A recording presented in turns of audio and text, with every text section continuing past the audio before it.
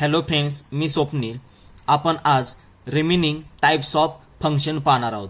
Previous व्हिडिओमध्ये आपण types of function हा पॉइंट चालू केला होता. त्यामध्ये काही आपण टाइप्स पाहिले होते. रिमेनिंग टाइप्स आज पाहणार आहोत. ओके, तर पाहूया आपण the greatest integer function. Okay, त्याला स्टेप फंक्शन ही म्हणतात. ठीक आहे, बघा त्याची डेफिनेशन काय असते. For every real number x f of x equal to greatest integer less than or equal to x. Okay, त्याचं नोटेशन काय आहे बघा. स्क्वेअर ब्रॅकेट मध्ये x is also called as floral function and represented by square bracket मध्ये x. म्हणजेच नक्की definition काय सांगते की x the greatest integer less than or equal to x, म्हणजे x पेक्षा लहान इंटिजर पण तो ग्रेटेस्ट पाहिजे सगळ्यांपेक्षा. ओके, मग तो काय असणार आहे द ग्रेटेस्ट इंटिजर फंक्शन. त्याला काय म्हणणार स्टेप फंक्शन म्हणू शकतो. फॉर एक्झाम्पल बघा f ऑफ 5.7. ओके, त्याचं ग्रेटेस्ट इंटिजर फंक्शन फाइंड करायचं. म्हणजे स्क्वेअर ब्रॅकेटमध्ये 5.7 the greatest integer less than or equal to 5.7 x पेक्षा लहान इंटिजर बघायचं. Okay, integer less than or equal to 5.7 are काय असणार आहे 5.7 पेक्षा लहान इंटिजर्स 5, 4, 3, 2, 1 अँड सो ऑन. त्यातला काय बघायचं ग्रेटेस्ट काय, यातला ग्रेटेस्ट 5 म्हणजे काय मिळाला आपल्याला 5.7 चा ग्रेटेस्ट इंटिजर काय मिळाला आपल्याला 5 which is required answer.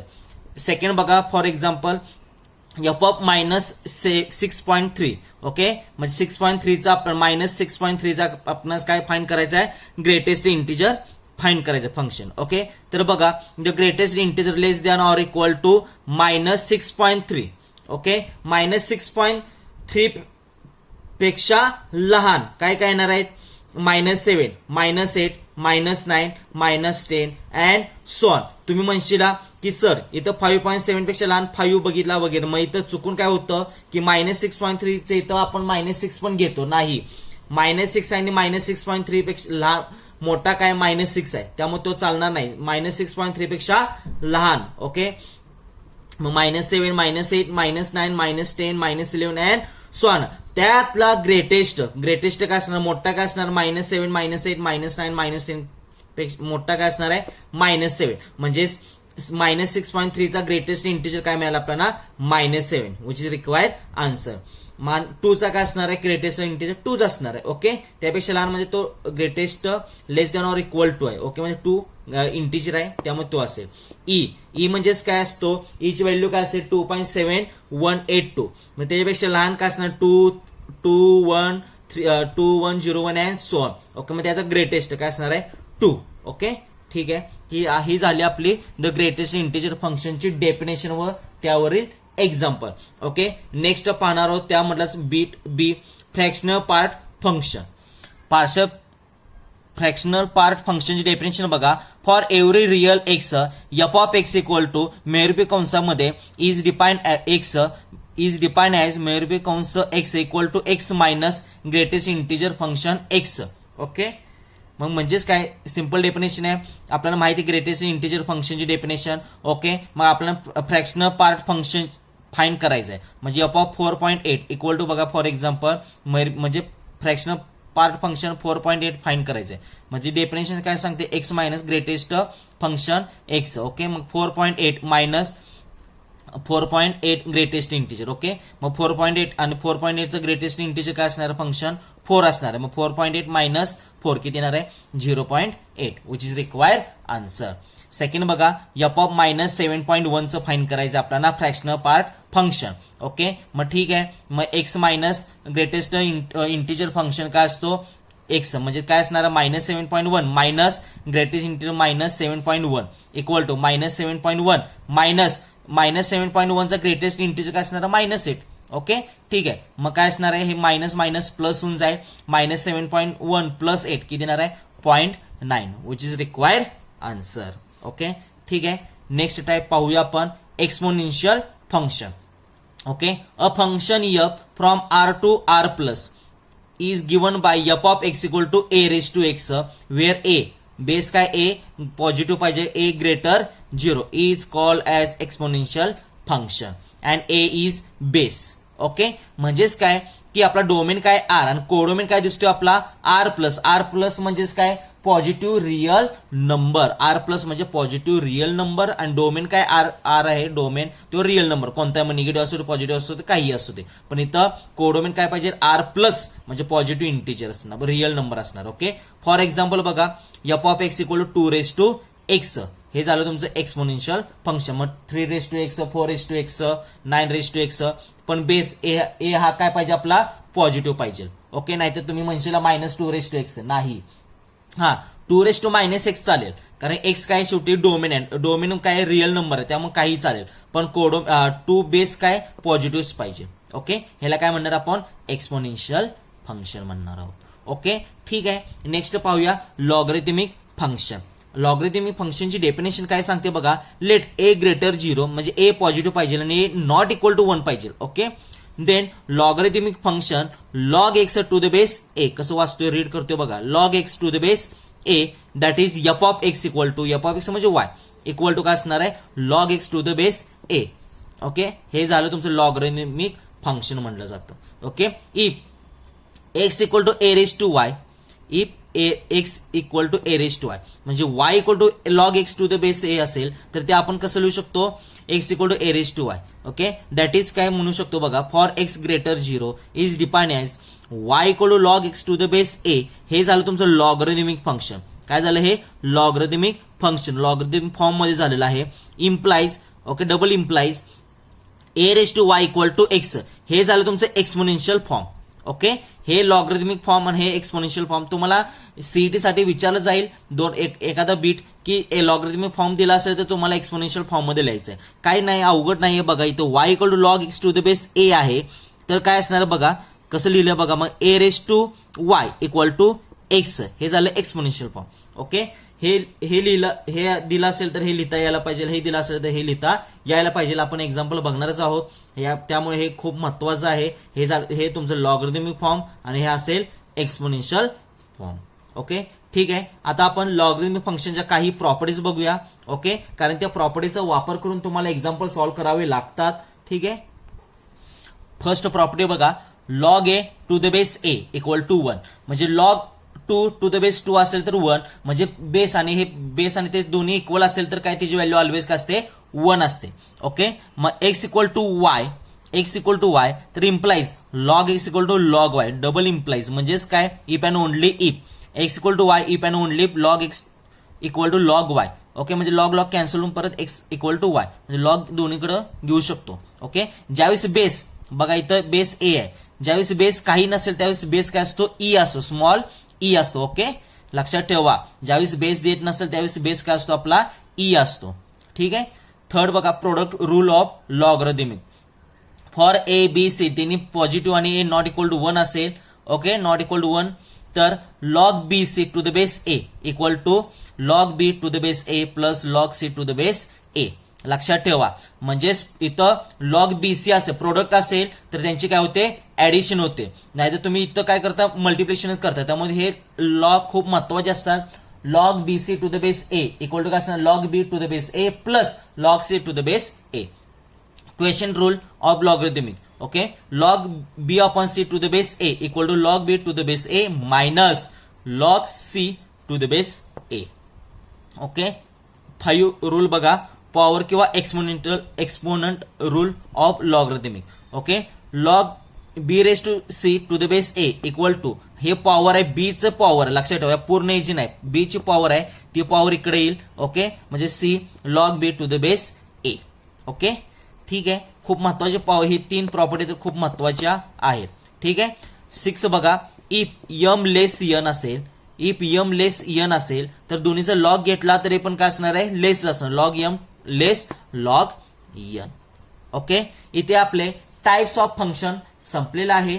Okay आपण त्याचे फॉर एक्झाम्पल पाहिले पण त्या रिलेटेड काही आपण एक्झाम्पल पाहूया. ओके फर्स्ट एक्झाम्पल बघा right log 72 in terms of log 2 and log 3. Okay, log 72 आपल्याला कसं लिहायचंय, log 2 आणि log 3 च्या टर्म मध्ये लिहायला सांगितलेलं आहे. तर पाहूया आपण अगोदर log 72 इक्वल टू log 72 चे फॅक्टर पाडले, 2 into 2 into 2 into 3 into 3 factor पाडले. मग 2 इंटू 2 इंटू 2, 2 किती वेळा, 3 वेळा, म्हणजे 2⁻³ इंटू 3 किती वेळा, 2 वेळा. ओके, मग 3⁻². मग बघा आताच लॉ पाहिला आपण प्रोडक्टचा, हा ए पूर्ण आणि हा बी मांडला, तर लॉग ए बी का असणार, लॉग ए प्लस लॉग बी, बरोबर. मग लॉग 2⁻³ प्लस लॉग 3⁻². ओके, इथं कोणता रूल यूज केला, प्रोडक्ट रूल यूज केलेला आहे. ओके, ठीक आहे, प्रोडक्ट असेल त्यावेळी ते ऍडिशन होते. ठीक आहे, मग आता नंतर परत कोणता यूज करणार तुम्ही, पॉवर, 5वे लॉ यूज करणार. पॉवर काय येणार, इकडे येणार. ओके, ठीक आहे, म्हणजेच काय असणार, काय असेल, हा पॉवर इकडे येईल म्हणजे 3 log 2 प्लस इकडचं पॉवर इकडे येईल म्हणजे 2 log 3. Okay, log 72 equal to काय आलं आन्सर आपलं, 3 log 2 plus 2 log 3 which is required answer. Okay, ठीक आहे, सेकंड एक्झाम्पल पाहूया आपण. Evaluate log e⁻⁹ minus log e⁻⁴. Okay, log e⁻⁹ minus log e⁻⁴ equal to power इकडे येईल 9 log e minus 4 log e. Okay, power इकडे आलेले. मग आता मी तुम्हाला सांगितलं, ज्यावेळेस बेस काय देत नसतं त्यावेळेस बेस काय असतो आपला, ई असतो. लक्षात ठेवा, मग इथं बेस दिलाय का, नाहीये, मग log e to the base e. Okay, मग काय असतो, log a to the base a, same असते, त्याची व्हॅल्यू काय असते, 1 असते. ओके, मग log e ऑलवेज काय असणार आहे, 1, म्हणजे 9 इंटू 1 9 मायनस 4 इंटू 1 4, म्हणजे 9 मायनस 4 किती आलं, 5 which is required answer. Okay, next example पाहूया आपण. Solve 5⁻² plus 7 equal to 125. Okay, as आपण गिवन, मग सॉल्व करूया आपण. सॉल्व म्हणजेच काय, एक्स ची व्हॅल्यू फाइंड करायची असते. Okay, 5⁻² plus 7 equal to 125. 5⁻² plus 7 equal to 125 कसं लिहू शकतो आपण, 5 चा क्यूब लिहू शकतो ना, 5 चा क्यूब काय असतो, 125. ठीक आहे, मग काय असणार, इक्वॅलिटी आहे, बेस सेम आहे दोन्हीचा, मग वरचं पॉवर पण काय असते, इक्वल असणार. ओके, मग जेणेकरून ते इक्वॅलिटी येणार आहे. मग 2⁻x plus 2x plus 7 equal to 3, बरोबर आहे. मग काय असणार, 7 इकडे जाईल, 3 minus 7 minus 4. Okay, 2x equal to -4, तर x इक्वल टू काय असणार, -4/2, म्हणजेच काय येणार आहे, -2. x ची व्हॅल्यू काय मिळाली आपल्याला, -2 which is required answer. Next example बघूया. Find the domain of f(x) equal to square root मध्ये 6 minus 2⁻x minus 2⁻³ minus x. Okay, आपण डोमेन फाइंड करा, म्हणजे x ची व्हॅल्यू फाइंड करायची आहे. ओके, मग आता स्क्वेअर रूट मधली आतली व्हॅल्यू काय पाहिजे, पॉझिटिव्ह पाहिजे, अदरवाईज ते निगेटिव्ह मध्ये झालं तर स्क्वेअर रूट डिफाईन होणार आहे का, नाही होणार. ओके, मग since square root x is define for x, आतली व्हॅल्यू काय पाहिजे, एक्स ग्रेटर इक्वल 0 पाहिजे, मग आपल्याला ते डिफाईन करता येणार आहे. ओके, मग f(x) इज डिफाईन केव्हा होणार आहे, f(x) डिफाईन ज्यावेळेस आतली व्हॅल्यू काय पाहिजे, पॉझिटिव्ह, म्हणजे 6 minus 2⁻x minus 2⁻³ minus x greater equal 0. Okay, मग that is 6 minus 2⁻x minus हे सेपरेट, बरोबर, 2⁻³ इंटू 2⁻⁻x लिहू शकतो. बेस सेम असते तर पॉवरचे काय होते, ऍडिशन होते. मग 2⁻³ इंटू 2⁻⁻x, म्हणजे 2⁻⁻x आहे ते आपण डिनॉमिनेटर ढकलल्यावर काय येणार आहे, ते पॉवर काय होणार आहे, पॉझिटिव्ह होणार आहे, म्हणजे ते डिनॉमिनेटरला ढकललेलं. Okay, greater 0.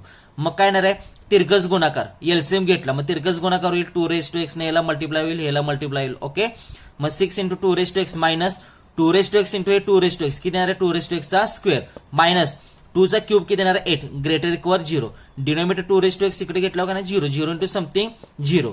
ठीक आहे, मग आता मी तर काय करतो बघा, या सगळ्या या पूर्ण टर्मला -1 न मल्टिप्लाय करतो.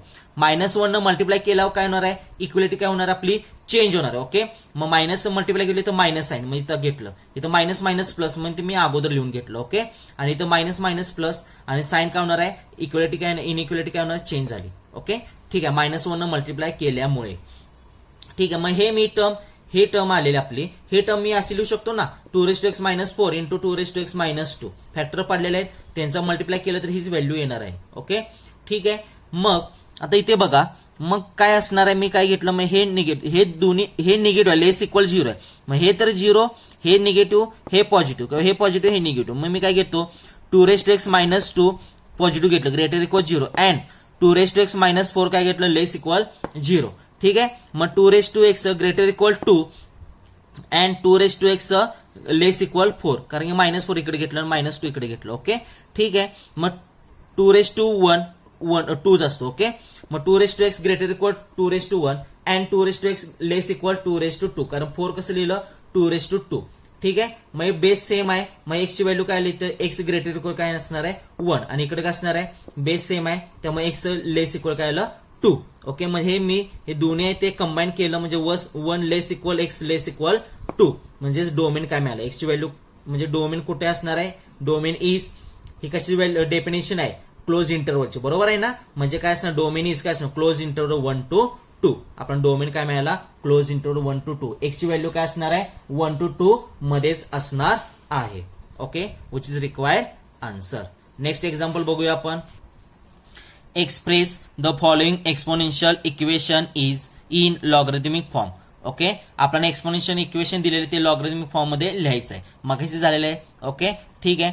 फॉर्म फर्स्ट एखादच मी 4 एक्झाम्पल घेतलेले आहेत. Okay, 2:5 equal to 32, 54:0 equal to 1, 23:1 equal to 23 आणि 9:3/2 इक्वल टू 27. हे आपल्याला लॉगरिथमिक फॉर्म मध्ये लिहायचं आहे. ओके, आपल्याला लॉगरिथमिक फॉर्म माहिती आहे, y equal to log x to the base a असेल तर एक्सपोनेन्शियल फॉर्म काय असतो a⁻y इक्वल टू x. मग एक्सपोनेन्शियल फॉर्म दिले आपल्याला a⁻y इक्वल टू x, तर लॉगरिथमिक फॉर्म काय असणार y equal to log x to the base a.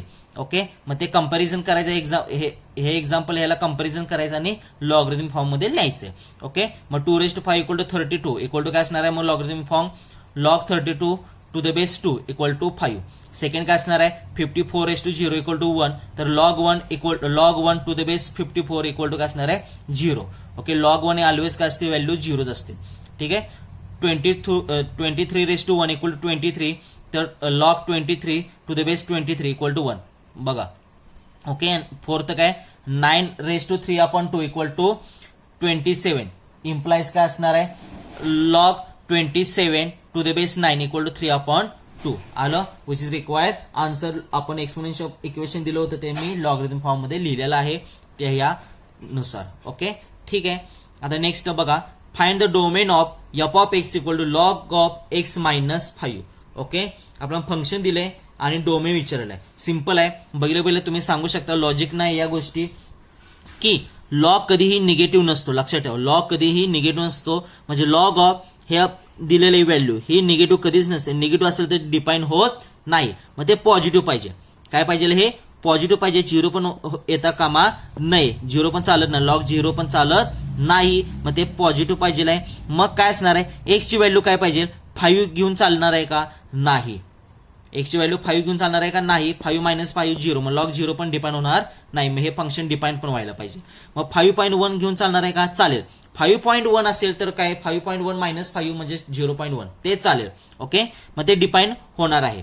मग डोमेनची व्हॅल्यू मग x ची व्हॅल्यू काय पाहिजे आपली की 5 सोडून 5 पेक्षा मधले, बरोबर, 5 सोडून म्हणजे ओपन इंटरव्हल 5 टू मग 5 च्या पुढे कोणती व्हॅल्यू अँड सो ऑन कुठेपर्यंत जाणार आहे ते इन्फिनिटी पर्यंत, म्हणजे डोमेन काय मिळालं आपल्याला ओपन इंटरव्हल 5 to 8.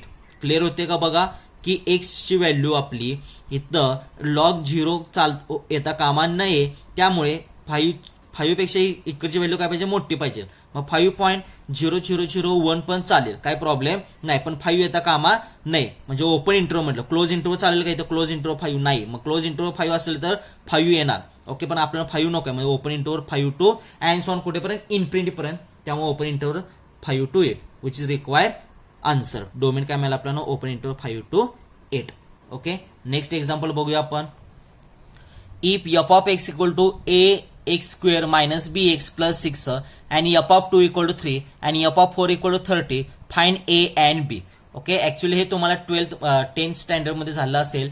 ओके, तर आपल्याला आता a आणि b चे व्हॅल्यू फाइंड करायचं. मग गिव्हन दिले f(x) लिहून घेतला. ओके, मग f(2) इक्वल टू 3 दिले, मग x ची व्हॅल्यू 2 पुट करूया त्या फंक्शन मध्ये, पुट केली. Okay, a2² minus b into 2 plus 6, x च्या ठिकाणी 2 पुट केलं, implies 2² 4, 4a minus 2b plus 6 equal to f(2) ची व्हॅल्यू किती 3 इक्वल टू 3. ओके, मग 4a minus 2b 3 minus 6 minus 3, त्याला इक्वेशन नंबर 1 म्हणलं.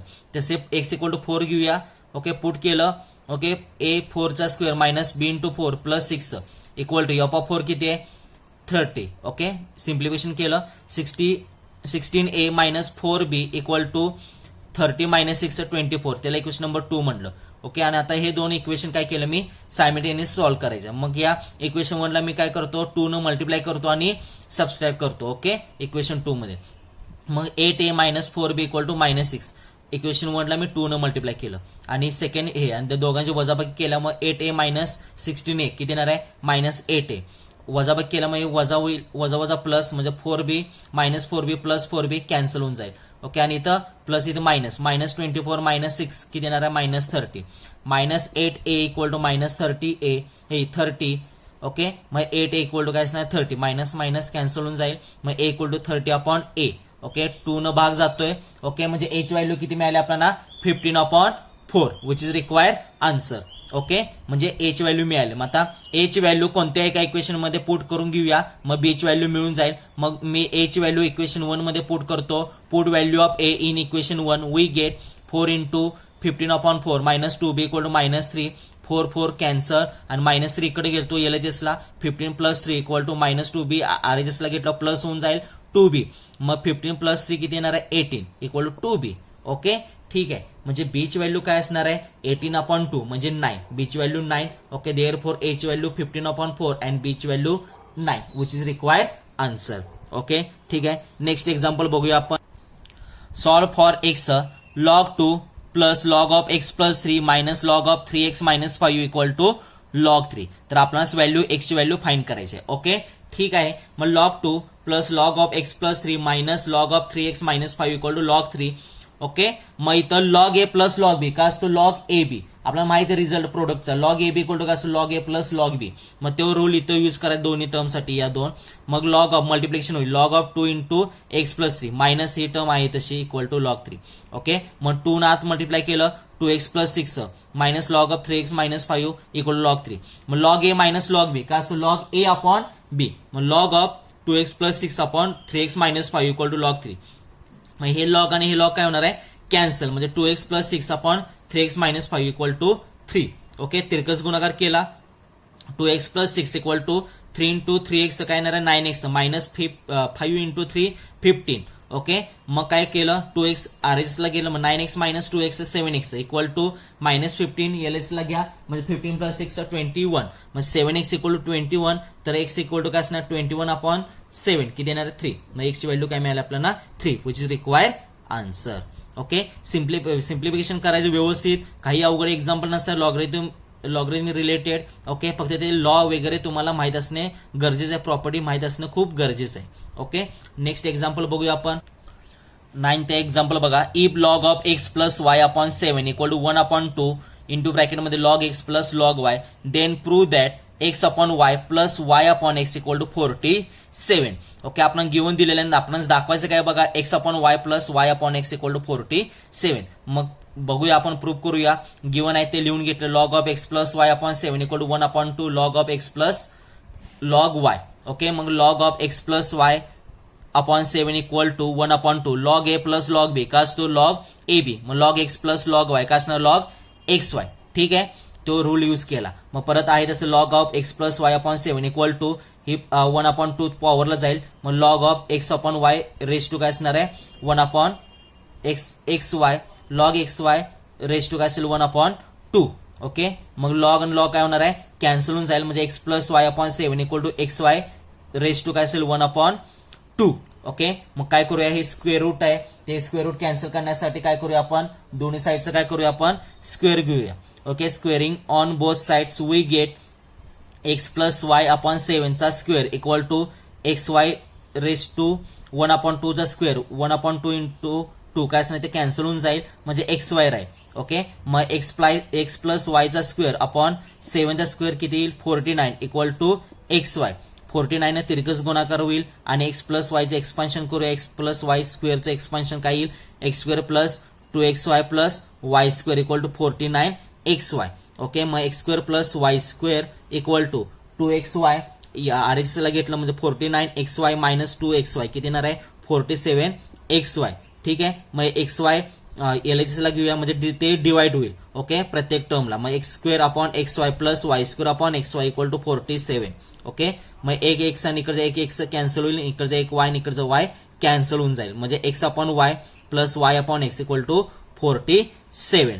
ओके आपणास हेच प्रूफ करायचं होतं. Okay x upon y plus y upon x equal to 47.